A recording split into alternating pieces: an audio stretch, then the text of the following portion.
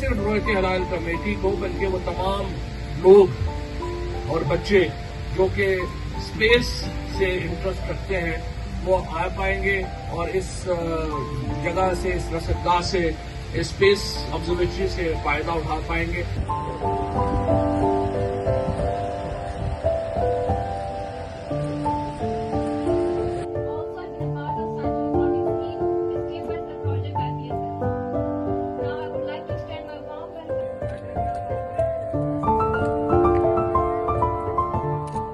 मरकजी रोयत हिलाल कमेटी पाकिस्तान को इंशाअल्लाह अज़ीज़ ये तमाम चीजें जब सपोर्ट करेंगे उससे बहुत फायदा होगा।